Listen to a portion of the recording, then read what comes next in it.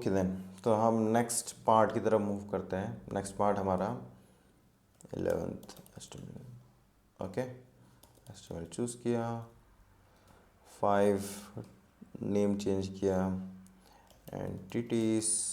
Okay, and then हमने purpose of entities and common entities, currency symbols and everything. तो purpose of entities क्या होते हैं, entities and symbols क्या होते हैं, HTML क्या होता है, जो पर्टिकुलर डेटा होता है उसको रिप्रेजेंट अलग अलग तरीके से कर सकता है।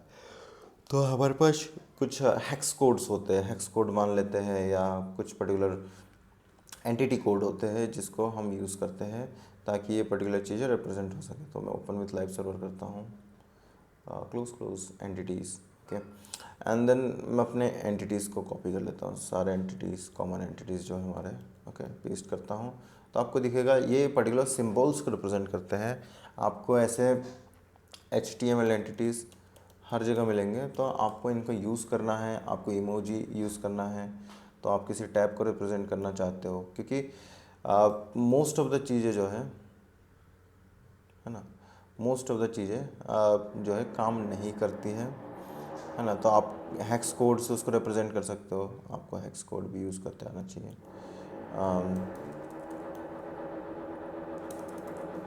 तो मैं यदि यहाँ पर इस हेक्स कोड को ऐड करता हूँ तो greater than and less than के बीच में एक टैब आ जाएगा।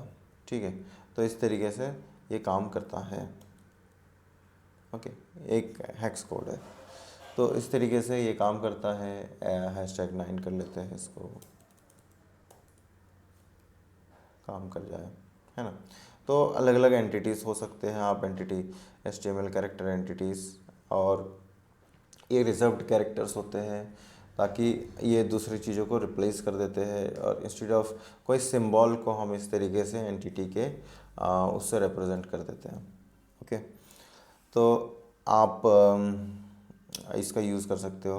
और बहुत सारे एंटिटीज़ होते हैं जिसमें आप करेंसी, डॉलर्स, पाउंड, इस तरीके से चीज़ों को शो कर सकते हैं।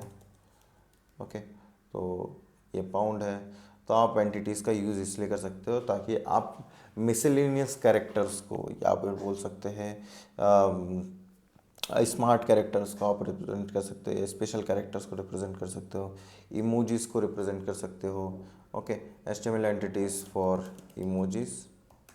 तो आप स्पेशल चीज़ों को रिप्रेजेंट करना चाहते हो तो आप इस तरीके से इन चीज़ों को रिप्रेजेंट कर सकते हो। आपके पास एंटिटीज़ के कोड दिए हुए, तो आप देख सकते हो ऑटोमेटिकली ये उसमें कन्वर्ट कर देता है। तो आप जब रेंडर करते हो तो ये पर्टिकुलर एंटिटीज़ कोड जो है उसको इस तरीके से रेंडर कर देते हैं। तो इसका यूज़ ये होता है ताकि आप मतलब अपने वेबसाइट को बहुत ही डायनेमिक बना सको, वर्सेटाइल बना सको, और हर एक यूज़र को मतलब यूज़र को दिखा सको कि हमारे पास डायनेमिक कैरेक्टर्स हैं, हम डायनेमिक चीज़ें यूज़ करते हैं, और उसको ब्यूटीफुल बना सको। Okay, thank you. Hello guys, like, share and comment करना ना भूलें, और नए अपडेट्स के लिए डिस्क्रिप्शन एंड आई बटन को चेक करें। एंड 1-to-1 ट्यूटोरियल्स के लिए, 1-to-1 मेंटरशिप के लिए आप मुझे डायरेक्ट कांटेक्ट कर सकते हो ईमेल पर। Thank you.